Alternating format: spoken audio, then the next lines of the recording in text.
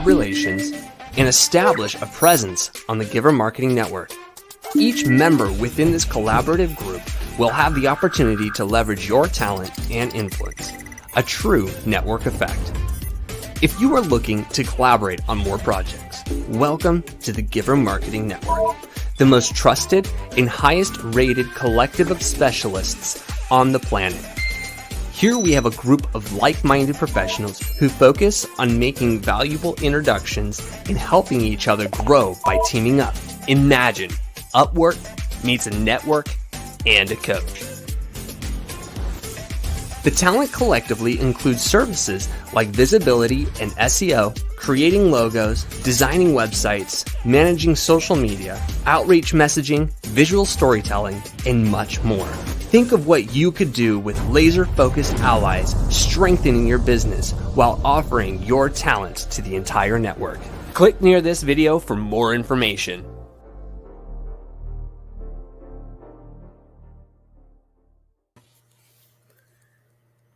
Hello.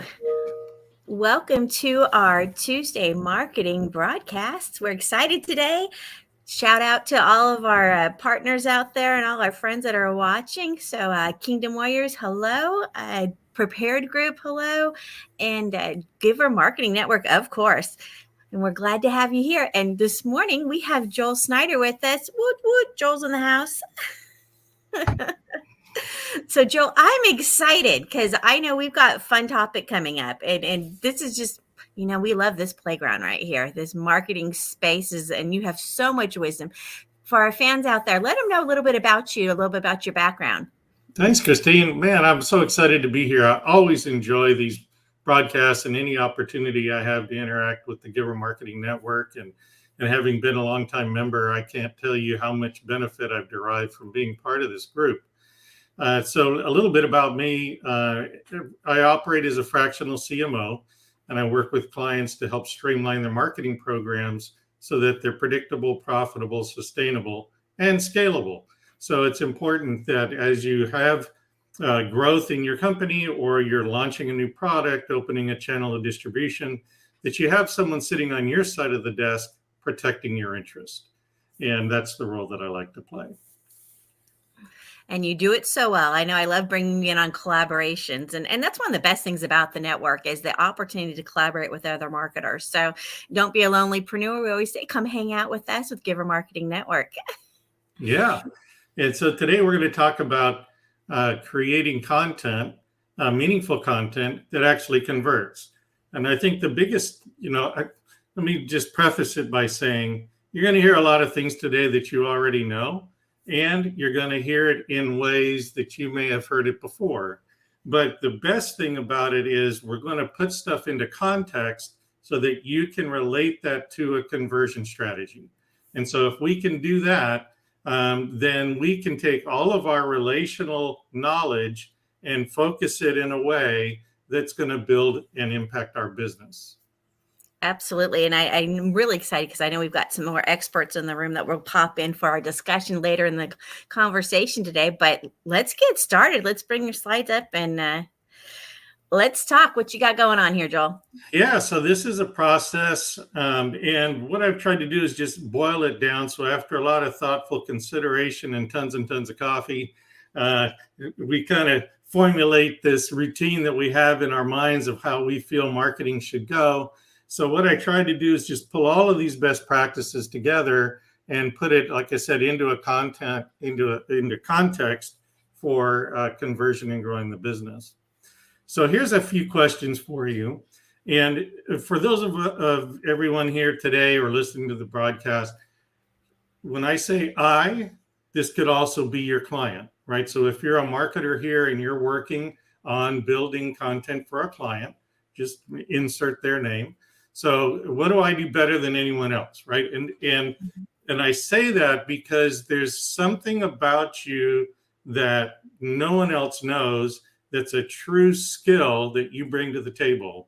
And you try to talk about it in lots of different ways, but can you put that into a clear, succinct message, right? And what do I like to do more than anything else? We want to attract the business we want, right? We don't want to attract business we don't want.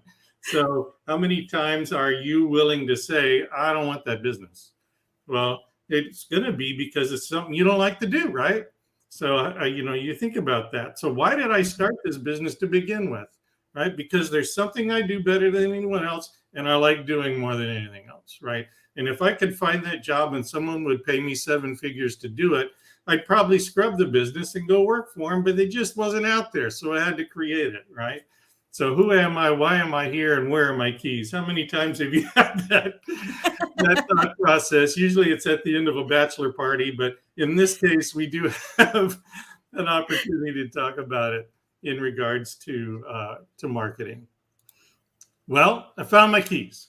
So the problem I solve, the market I reach, and the value I create. So these are what we call an introductory statement. So Christine, let's role play a little bit. Go ahead and give us your intro statement. Well, and I'm thinking, put this in the comments in the chat area, right? Yeah, share with everybody else too. So the problem I solve is, right, the market I reach and the value I create, right? So for me, I know as a marketing coach, right, a lot of times clients are lost. They're mission driven. They want to make that mission out there and impact more people, but they don't even know where to start, right? So the market I reach, right? So it's helping them, those do-gooders, and the value I create, right? That personal touch and helping them build relationships with their ideal clients, right? So I found my keys. Thanks. Perfect. So how do we build some momentum, right? We're talking about deriving meaningful content that converts. So that means that we have to do what first, right? We got to listen, right? Nobody wants to be sold. So we don't want to come in salesy. We don't want to go out to sell somebody, right? We just simply want to lead them through the decision-making process, right? Little micro steps, things that they can connect with. So when we're talking about social listening, what sort of tools are you using to research your target audience, right? You know what kind of business you want to get because we went through the origin story, we went through an intro statement in the first couple of slides, and every one of these slides could be its own workshop. But if we take this idea and we say, okay, social listening, what does that mean? It's a term that we use in the marketing world, but for purposes today, we really want to be literal about this. And that means really listening to what's going on in your social channels, right? And not just your channels, but the channel of your customer, the channel of your customer's customer, your channel of your customer's family, right? All of these things, as deep as you can go in this, the more insights you can derive on these next two questions, which is what do they consume and how do they communicate? I always say we want to communicate with our market in the way they want to be reached, right? So how many times do you put a campaign together and you go, okay, I'm only doing this on email, right? Well, you probably lost a huge portion of your market because they don't consume that content in email, right? So when we go back to researching our target audience, we look at the surveys, we look at some focus groups, we talk to our past customers, we talk to our associates who have customers that are like the ones we want, all right? We start this network, and you're going to hear this a lot in this presentation today. The Giver Marketing Network is an amazing amount of resources for building your business. And here's one, right? Just the research, surveys, focus groups, right? You can do that all within the context of the membership here. There's over 100 quality professionals at your fingertips. Right. So being able to get an opinion from other marketers, boom, they're right there. Yeah. It makes it pretty nice. We got a wonderful Slack channel. You can interact with people and get great information in real time. So what do they consume and how do they communicate? Right. So those are the big issues that we want to have as we're laying our foundation. And slow and steady, right? We always want to race to the market.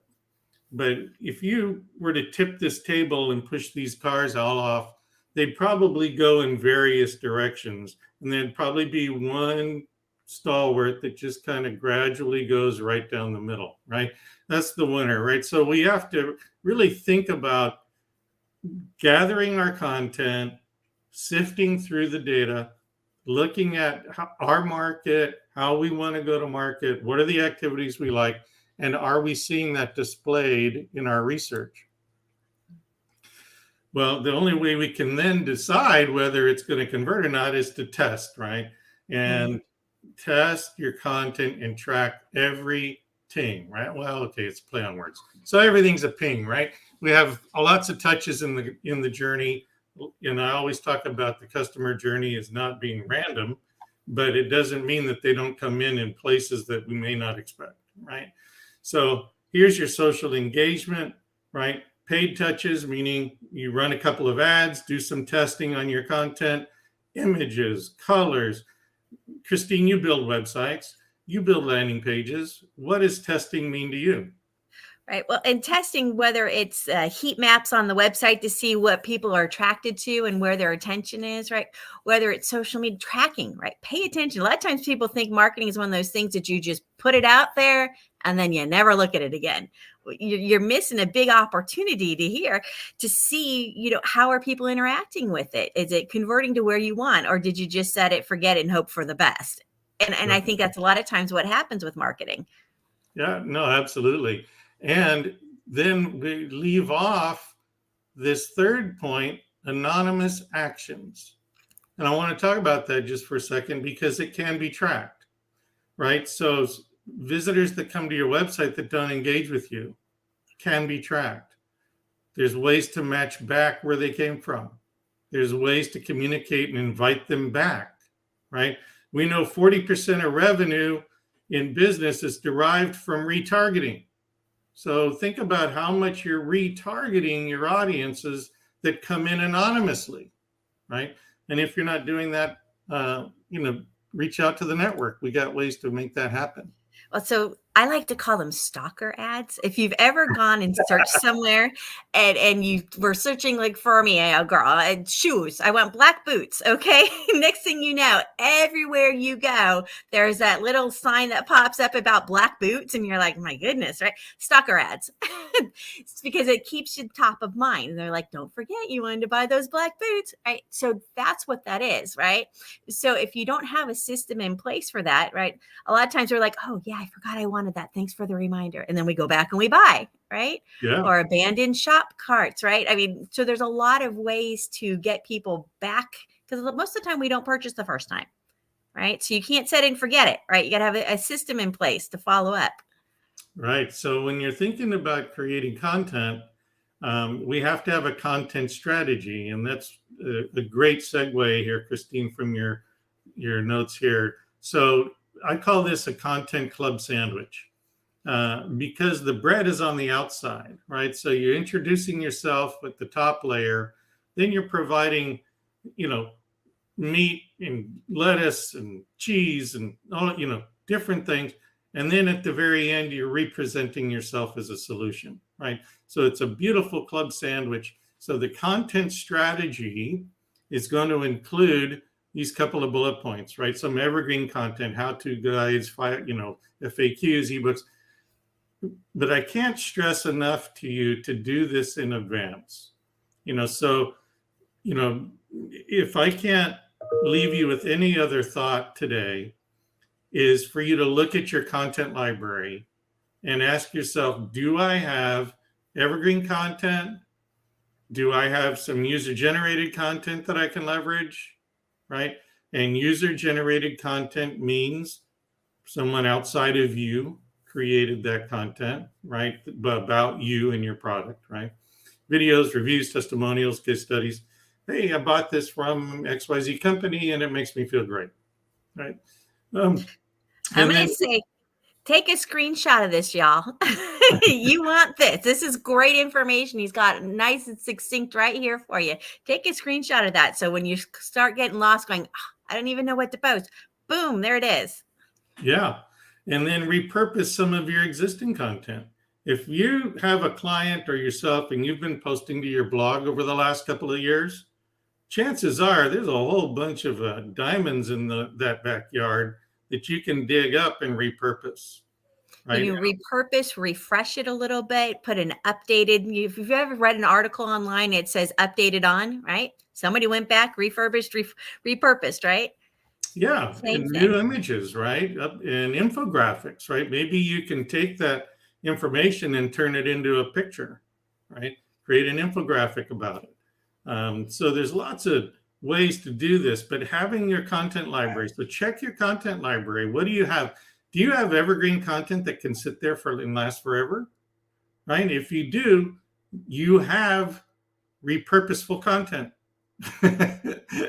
Right? So you can have all these kinds of things going on, but take a look, get in there, and then deploy a playlist, right? Have yourself a club sandwich that's specific to your playlist. So put out some facts, say something funny, create some fantasy, what if, right?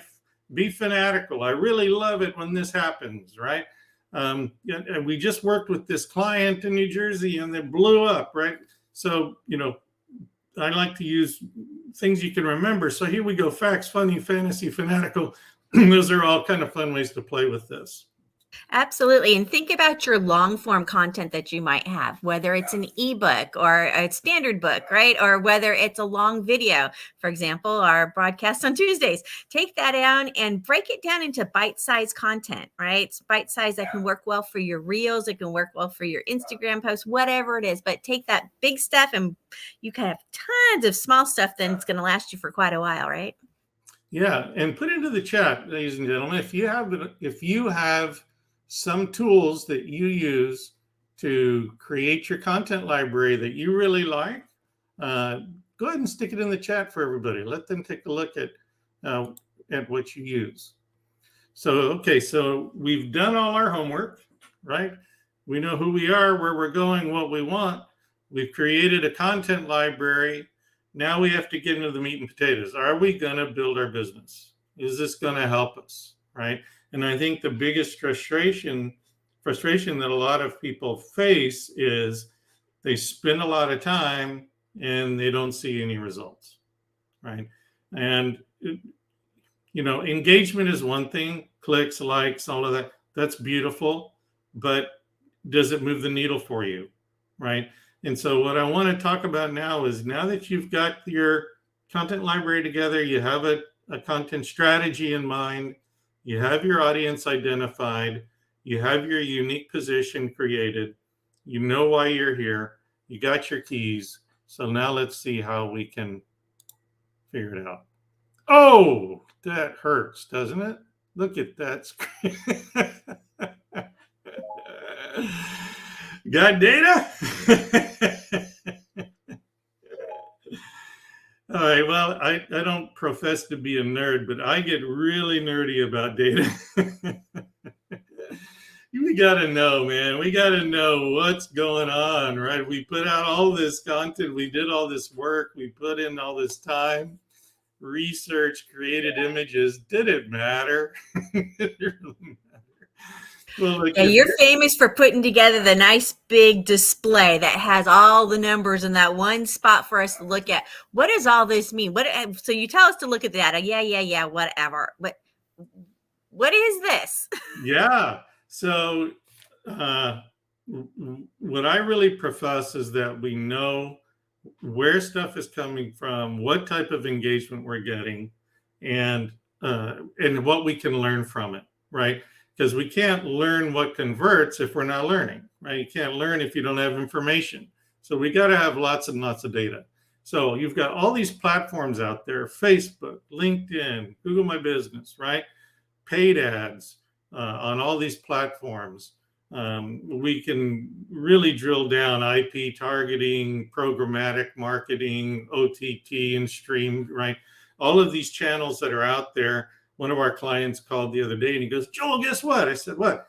"I just bought the first 60 seconds at the end of the Super Bowl." And I said, "Oh my God, that must have been a fortune." $500 is all he spent on his local channel for the first 60 seconds after the Super Bowl. The game went into overtime. His commercial aired during overtime, right? So a nice bump, right? So there's lots of ways, right? So we want to get that data though. What does it do in terms of visitors and traffic, and are they landing at the right place, and in one click can they get the information, right? So we look at all of these. So what I like to do is put all of that content into a dashboard so that in one click you can see in real time how your content is being received. Are people clicking through? Are they engaging? And if your lines aren't trending in an upward direction, there's either a seasonal influence or you just missed the boat on it, right? And it happens, right? We all make mistakes. We all put stuff out that doesn't go anywhere, but we learn from that. So here we go. Jesus, Joe, that looked like a very expensive display. Well, I want to break the myth to you and say that you can have an enormous tech stack that's generating data so you can learn how to create conversions at a very small amount. And look, if you're in business and you're not investing in marketing, you're probably not going to grow, right? But, think about what marketing is. You got time, you got money. You might have more time than money. You might have more money than time, right? So there's all of those equations. But how do we do it in an easy and affordable way? Christine, how much do you think your clients spend just on the tools around their marketing? Right. Just the tools alone. I know how much I spend just on the tools that I use for them, right? Let alone the ones that they use themselves without me, right? And anything from your calendar invites to your content scheduling to your slicers and dicers for your content, right? There are so much, the project management. I mean, it's crazy when you add it all up. It really is. And so go ahead and put in the chat if you've got a favorite of any one of these check marks. Go ahead and list it in there. We'd love to see. So let's just kind of go through the list a little bit and talk about what some of the options are. Here, content creation tools. I'll just start right at the top of the list.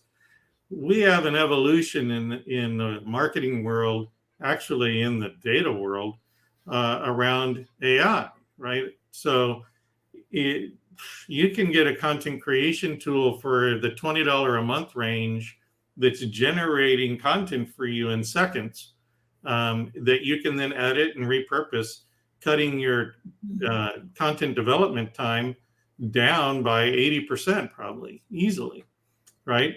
And then you absolutely just the idea generation side of it, when you're having one of those moments of, oh, I can't think one more thought.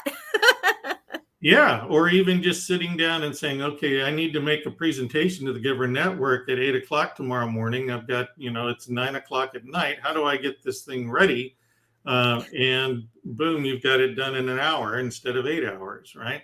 So there's lots of different ways to use that. And same thing with image and video creation. Right? Well, if you missed last week's presentation, Giver Marketing presentation was talking about image creation with AI. Mm-hmm. So very affordable, fast and efficient, right?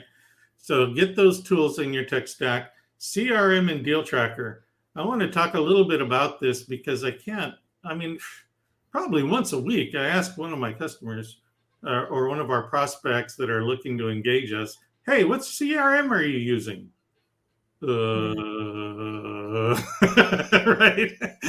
We hit the flat line. So we have to think about that. So CRM, customer relationship management tool, what this really is a way for you to keep track of and listen to your market, right? People that you want to talk to. And if you're using LinkedIn or Facebook or any of those other social media platforms, you should have an integrated inbox that allows you to see all of the action going on in your feeds, in your messages, rather, right? And then a good CRM will also have a deal tracker, so you can set up a pipeline, and you can say, okay, here's an opportunity. Its percentage of close is 60%, and this is the stage that it's in. Right. Right. And this relates back to that whole conversion thing you were talking about. If you're not tracking your pipeline, you're not tracking your conversions. You don't know what's working or what's not working. Right. And the sources of that, right? And so a good CRM is going to have not only the data on the prospect, it's going to have a good integrated inbox, it's going to have a deal tracker, and it's going to have a workflow stage aspect to it. So put a note in there if you feel like you've got one that does it all. And then the project management, right? So now you've got an opportunity to work on a proposal. You should be able to have in your project manager the ability to create that project, put the elements of it together, communicate with a team. And if you're using the Giver Marketing Network, you might have 3 or 4 collaborative members. So you can ping them an email or through the deal tracker or through the Slack channel if it integrates with your project manager, right? There's lots of different ways to do that, but there should be something that allows you to build a campaign and easily communicate with everyone on that project. Again, not an expensive tool, something that you can get into either by seat, and some of them are like $6 a seat, to integration in a CRM. Some of them have that built in as well, right? A data dashboard, this is, this is my lifeblood, right? And it's really kind of the core of what we're talking about here today, right? You got to have the foundation in place. You got to be able to put things into channels. But the data dashboard is an element worth investing in. And you can get them from their Sife, which you can get into for as little as $30 or $40 a month, all the way up to hundreds of dollars a month, right? Depending on on your system. There's also Looker Studio, which is a Google product, which is free, and it interacts with spreadsheets.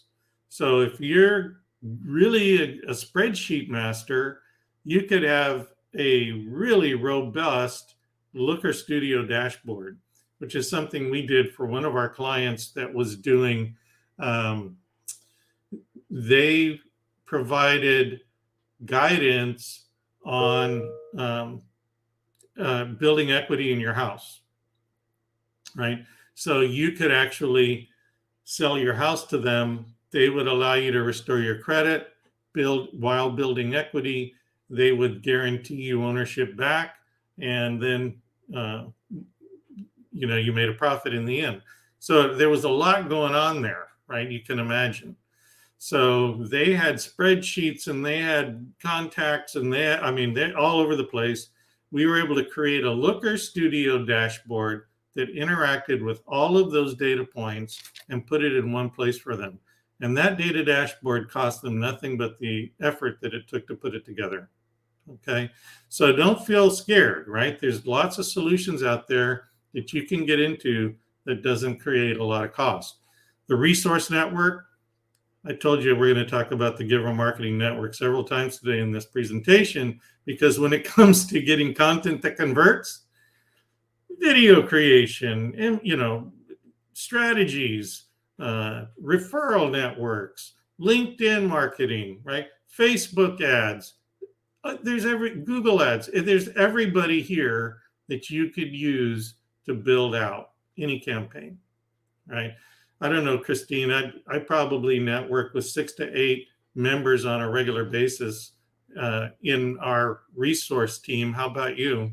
Oh, absolutely. Whatever it is, I know I've got an expert at my fingertips, is what I always say. So it's nice to have those, because marketing is such a broad area and everybody's got their specialty. So it's always nice when you need somebody that knows exactly what you need and they've got it. Yeah, it's fantastic. And, and we have tons of consultants and process professionals. The Prepared Group is one of the partners here at the network that can really take you from zero to hero. So there's lots of really great stuff. So getting back to monitoring now on this other side, we talked about some of this stuff, but Google Analytics is free, ladies and gentlemen, right? Get someone that knows what they're doing and have them put it together for you. Platform pixels. Anywhere you're promoting content or buying ads, you should be able to track all of those touches and get it into your dashboard, right? Integration tools. Maybe you need to move data from one source to another, right? So there's a handful of those out there. Zapier, probably the most well-known, but there's also other ones out there that are very affordable. And gosh, some of them are free. I think Zapier even has a free plan. I don't know. It's been so long. I've used it so much. I don't remember. But yeah, I think they're free. And then having an integrated inbox, social listening inbox. We talked about this early on in the CRM tools, but there are social posting platforms out there that give you an integrated inbox. So you can see everything that's going on all your social media and get an inbox. And if you're fortunate enough to find a good one that also allows you to respond to reviews, that's a plus, right? Because now you're seeing where your conversions are happening, right? Bookkeeping, financial reporting, I just put them on there because they can't be left out. And they're extremely important to know whether it's having an effect in moving the needle and growing your business. All right, so gosh, I could go on and on and on. But if you see anything here and you want to dig a little deeper, dig into the network. Also, the bottom right corner here, freeideasession.com. You can click on there and set up a 30-minute consultation with me, and we can always, at least explore those things. That doesn't cost you anything. So go pro. Let's craft some compelling content, right? If we need meaningful content, which is going to be crucial for our success, there's some things we got to think about, right? What's our brand voice, right? How do we define that? How do you define brand voice, Christine, with your clients? Brand voice. Who needs one of those? Come on now, Joel. You're just being picky, right? we have a pro in our green room that's going to jump in later too, Tim Salmonson, who is just a master at this. But brand voice and messaging, right? You want everything to be consistent with how you want to be perceived, right? If you're marketing to the Harley crowd, your voice and your brand is going to look different than someone marketing to a high-end retail client, right? Not that the both don't cross over, but it's a different brand voice, right? Effective headlines and introductions, lots of tools for that. And we talked about AI is giving some suggestions, and test them, right? We test everything. We test colors, we test headlines, right? Using storytelling and visuals to engage your audience. Christine, when you talk to your clients, how do you position them in terms of storytelling? You're going to laugh, but I was just thinking, I think Katie Jordan's in the back office still. I see her back in the studio. I know she said she wanted to escape, but maybe we can get her to pop in real quick and give us an opinion on that. Katie, I'm going to steal you for a second. There you are. PR pro. We're talking about storytelling, visuals, and I know you're the girl we wanted to pull in on that. Yes. And so what was the exact question? Because I was just having a peek at what I needed to hop to next as you said that. Honest. How do you advise your clients to position themselves through storytelling? Oh, yes. So really that just comes all the way back to strategy. So we start with the vision, make it plain so that you and your team can run with it. So that's where we start with all of this, because your vision aligns with your values. And then from there, you can pull your goals out and what order you want to put those into. And then the storytelling can come from there. So. Yeah, fantastic. And I think, a pro like Katie can really help you get on that straight and narrow to really fine tune that. And we have a few others in the network that are great in doing that through social media. And Katie's got some great superpowers in broadcast and PR. So, feel free to hit her up on that. And then using data and statistics, right? We got to support all of our claims. Thank you, Katie, with data and statistics. So it's important that if you're going to put out factual information, that you back it up, right? And that's And that is going to help you with conversion, right? Because that leans towards credibility. So what is it that people want from their vendor before they purchase from them? What are those three main elements, right? They want to know you, they want to like you, they want to trust you, right? So this speaks to all of that. All right, well, that's my story, and I'm going to stick to it. There's different ways to connect to learn more. And like I said, just about every one of those topics could be a workshop unto itself. But feel free to connect with me either through my website or in LinkedIn. I always love building my LinkedIn network and communicating with my network through that platform. And if you want a free idea session, you can just scan that QR code. It'll put you right on my calendar, and we can hook up. So now I think Joel. And we've also got in the comments. So I posted it in there. So if you want to book an appointment with Joel and have a conversation, a cup of Joe, as he likes to say it, and meet him at the marketing cafe, that's in there. So just click that link and make an appointment with them. But we have our great people in the audience. We pull them in and see what they want to talk about with, because oh my goodness, we have some great experts back there. So let's pull them in. Yeah, I would love to hear how they're interacting with converting through value-based content. So Tim Salmonson, mentioned you earlier, love to have your input on some of the tools that you use to get your clients into the meaningful content strategy. Yeah, just recently I was listening to a podcast, and I don't know if you're familiar with Michael Margolis, but he talked about zooming in, zooming out, and believing it, or seeing it, feeling it, and believing it. And I found that to be super insightful as you're zooming out, creating the possibilities of what the future is. So this is what I would call the journey of transformation.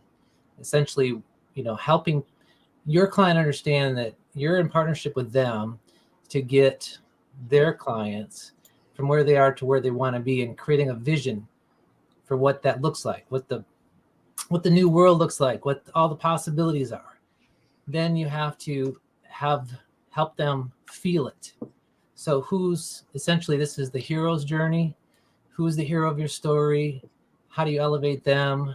How do you give them the tools that they need to get to where they need to go? And then the believing it is the evidence that you've helped. This is kind of like the authority, the evidence that you provide your clients, and you help your clients provide for their clients, because we're in the marketing world, right?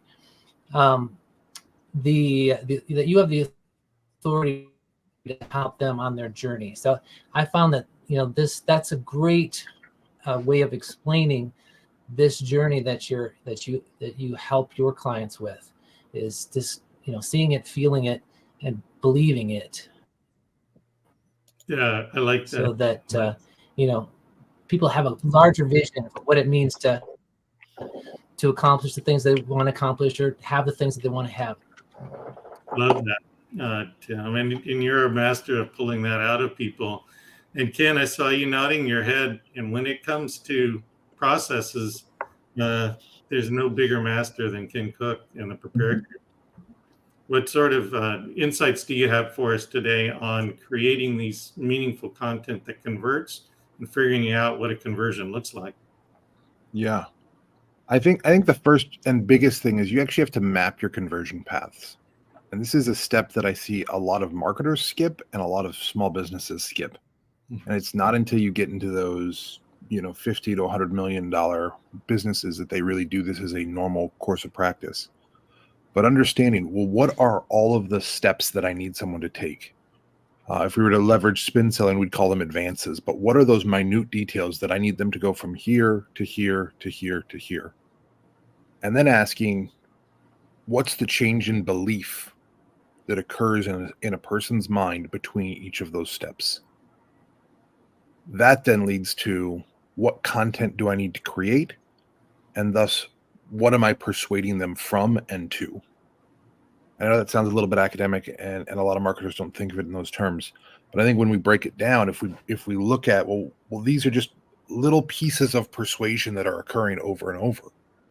That can occur in a long form book. That can occur in a 30-second video. But asking what's the piece of persuasion, I think is the biggest key that we've found to finding content that actually works, as opposed to content that just proliferates. Excellent point. Beautifully said, right? Yeah, excellent point. And so that goes back to, kind of earlier in our presentation, your content strategy, right? Your content library, testing your data or getting data that tests your content, right? And when it comes to storytelling and emotional connections, none better than Joel Thiessen, who's got not only broadcast experience, but has a team of people that can help you build out your team as well. Joel, why don't you give us a few insights on how you like to convey the story to get people to move through that thought process? Sorry, I guess I had to unmute myself first. So when you're developing a story, it really starts with, a lot of people will talk about what they do as their story, but actually isn't their story at all. Their story actually has to do with who they are. And if you don't know who you are, then your story will never actually be compelling. And so it really has to start with this identity of who you are, because at the beginning and the end of the story, your client, the person that you're telling the story to, has to be the hero. If they're not the hero, then they're not interested in your story. And so you can bring it on that say, hey, my story is I'm the person selling the shovels to the person digging for gold. Or you basically have to put yourself in that scenario where you're telling the story where they're the hero. And with that, it's when you start there, it becomes a lot more personal and a lot more relatable to everybody watching the story, because you may not. Here's an example. I've been following Ryan Reynolds and Rob McElhenney and their purchase of a Welsh football team. And I may not own a Welsh football team. I've never been to Wales, and I have no interest in soccer at all. Let's just be fair. However, when they're telling the story of their town, it was the story of every town, every hardworking blue-collar town. And so they actually pulled over, and a lot of their products are now selling out within days, simply because they told everyone's story in that one soccer team. And they knew who they were, and they identified with the people that were just like them. And if you're telling the story that way, you'll never lose and you'll always convert. I love that, Joel. And it goes to what we were talking about earlier, right? We've got to go through those first sets of questions that you tend to reflect on at the end of a bachelor party, right? That says, who am I? Why am I here? And where's my keys, right? So we can pull that together, right? It helps to feed that content strategy as well. Christine, you build a lot of landing pages and websites, and you drive people through that story with visuals and images. What are some of the best practices that you use when you're putting a single landing page together? For me, the vision, right? I work with mission driven. So if you've got a cause, I'm a sucker, I always say. So when you keep that in mind, and that's the goal, like you said, that whole story process, it just comes out when it's mission driven. It just seems like a natural piece of it. And if you're not doing that, you're really missing out. And when I come in contact with nonprofits and coach, if they're not talking about the story and the journey of the people they're trying to serve, you're missing your opportunity. You're not sharing the story that they need to hear of that success process, right? And all too often you'll find them, especially with nonprofits, where they're just asking for money, and that's not going to get you money. The worst thing you can do is ask for money, right? I mean, at some point there's an ask, but that shouldn't be the whole story, right? The story should be the story, not and who you're helping and how you're helping them. So really staying focused on that. That's fantastic. And I would like to kind of redirect the conversation. We've got just a few minutes left, and say, okay, we've talked about the marketer and their process. We've talked a little bit about a content strategy and developing that content. I want to flip back to listening to your audience and social listening. And Ken, maybe is there some insights that you could give our audience on tips and tricks on how to really do a good job of listening? There's two main things that we do for social listening. The first, and this is something my business partner David Baer came up with, he goes onto Reddit and looks at particular topics there, and you'll find a vast wealth of information. And he has come up with some pretty incredible insights using that as a tool that we've seen work over and over and over again.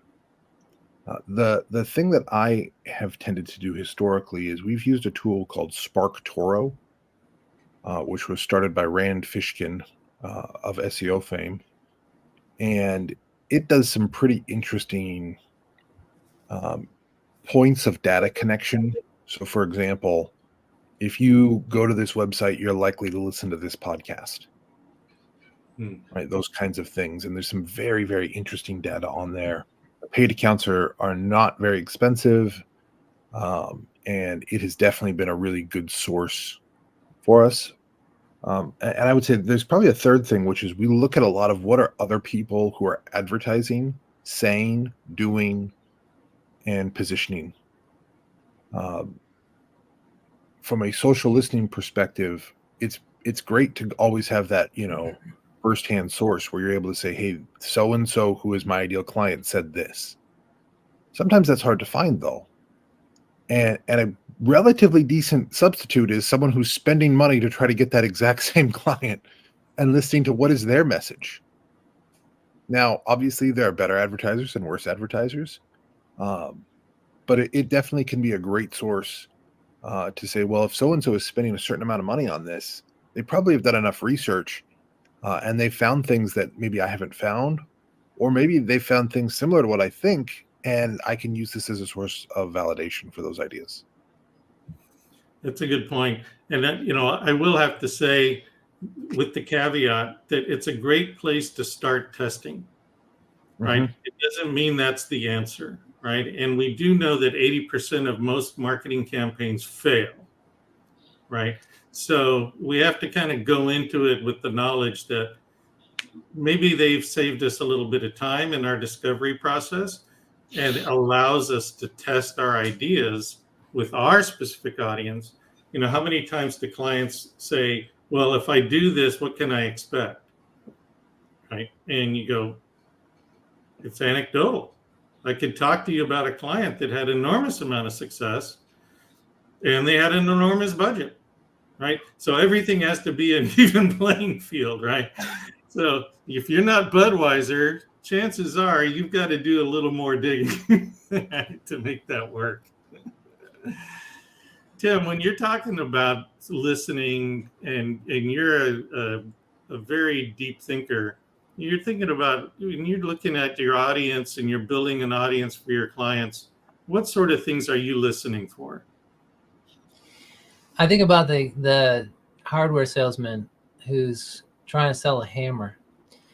And if we're thinking that we have a product or service that we're trying to sell like a hammer, we've missed the whole point, because it's not the hammer that people want, it's the results that the hammer provides. So it's that beautiful family portrait that they paid some amazing photographer to create this awesome image to be able to put on their wall, and to cast a vision for what the hammer does is going to, can't say guarantee, obviously, it's something that a lot of us forget, and most of the people that I work with talk about all the features and they skip the benefits, because we have so much invested in our features, all the certifications, all the training, the education, all the rewards. We want to talk about those things because they cost us a lot.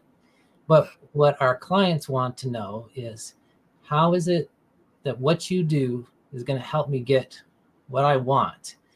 And helping them understand what they want is not just to become more profitable, but it's to be passionate about solving a problem for somebody. So it's our job as marketers to be passionate about solving someone's problem. So getting to not the hammer, not the nail, but the portrait, and explaining to people, all people care about are the benefits of what we have to offer, not the product or service. Yeah, well said. And Joel, you provide an amazing service to companies to do that. How do you listen for what they really need? I think it really depends on the questions that you're asking. When I'm having a conversation with someone, my first priority is not to sell what I'm doing. My first priority is, do they actually need what I'm selling? Because if they don't need it, then I don't want to sell it to them, because that's just bad business, in my opinion. And so what I'm doing is I'm listening to them, and I'm looking at the processes that they have in place, going, okay, do you have, if we were to bring my team in, where is the customer going to go after that? We do a lot with customer support, which a lot of people love having the sales process and the marketing and the pre-sale marketing. But if something goes wrong and there's no customer support, where are your people going to go? How long are they going to wait for an answer? And are they going to come back and talk to you again? If they do have support and they bring our team in, how are we making the next step to help them buy again? There's a whole surrounding issue that just because you may be interested in my services, there's a whole bunch of other processes you need in order to capitalize on it. And if I can ask the right questions, and I can get them talking about their company, I know at what point they're ready for my services. I love that. I'm going to take the last 5 minutes and talk a little bit about, does social listening disqualify a client from your service? And how do you really draw that line? What's the benchmark that you might use in just a couple of sentences or 30 seconds or less? How would you disqualify a client from your service, Tim? Values, 100%. Yeah, it's the one key driver that we all need to. It's our true north. It's the compass. The way that we attract the kind of people is expressing what our values are. And if you betray those values, you've just confused the people that thought they wanted to do business with you. So.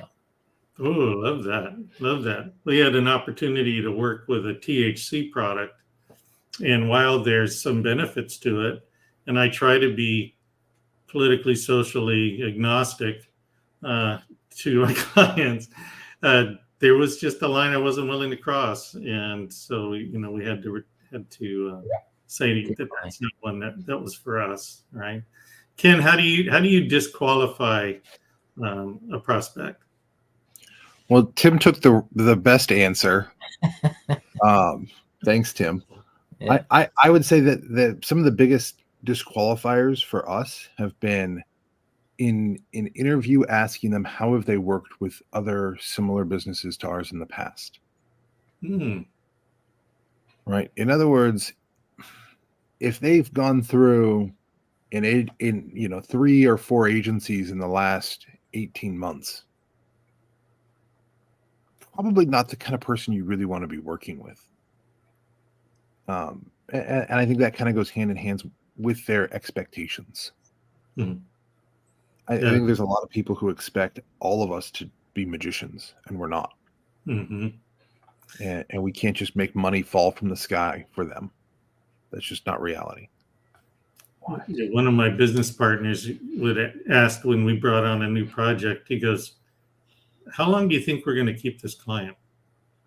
Because the project had on the surface a low probability of success.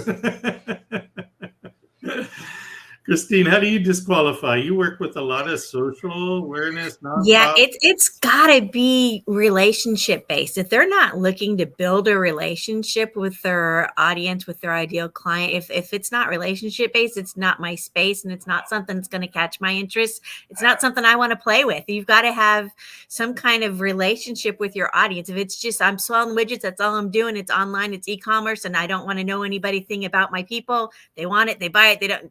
That's not my thing. It's got to be relationship based, and if it's not the playground I want to play in.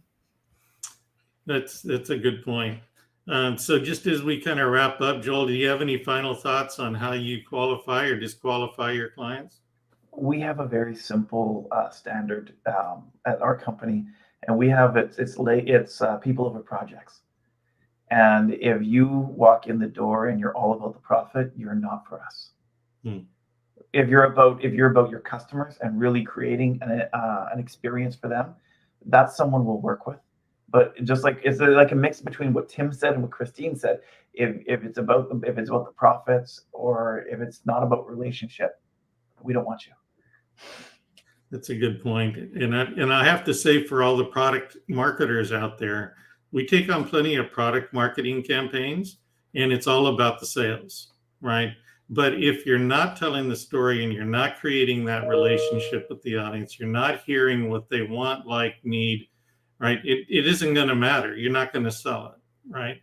So at least not for the long term. It's just a quick transaction, right? And if you're just looking for a quick transaction, there's a program for that, and there's a strategy for it, right? So nothing is off the table. The question is, how are you researching, developing a strategy around it? What's your strengths? Is it a good fit for you, right? And do you have the tools in place to make it successful? So before we sign off, Christine, I know you have a few announcements that you wanted to go over, and we definitely want to invite as many of you as possible into the Giver Marketing Network if you're not already. And if you are, and you haven't been engaging with us, and I don't know who you are, and Tim doesn't, and Joel doesn't know who you are, and Christine doesn't know who you are, right? This is your time to really shine and put yourself in the front. So Christine, how do we do that? Well, if you want to come play with us, we have an open invitation to all the marketers out there to come hang out on Wednesdays with us for it's going to be networking for marketers. So come have fun with us. It's at the same time as we do the broadcast on Tuesdays, but it's on Wednesday. So Wednesdays, 8 a.m. Pacific time, 10 Central, and 11 East Coast. Come hang out and have some fun. You shouldn't be a lonelypreneur. Don't do it alone. Come hang out. Have a good time. You're going to go to givermarketing.com/networking, and then you can come hang out and come register for free and be part of our tribe. Is that for Giver Marketing Network members only? It's for all the marketers out there, because we want you to come meet us and have fun with us. Nobody should ever be lonely. Business owners that are not necessarily marketers, can they sit in? You can pop in and say hi. I won't kick them out. Oh, that's awesome. Well, if you want to wrap us up, Christine, and land the plane, we certainly appreciate everyone's time today. We know how valuable it is, and we want to honor you with that. And I do have a free 30-minute idea session. You're welcome to come. If we spend some time together, I'll send you a virtual cup of coffee as my personal thanks. Absolutely. And we'll see y'all next Tuesday. Same bat channel, same bat time for our marketing broadcast. And we'll see you then. Thanks, y'all. Thank you.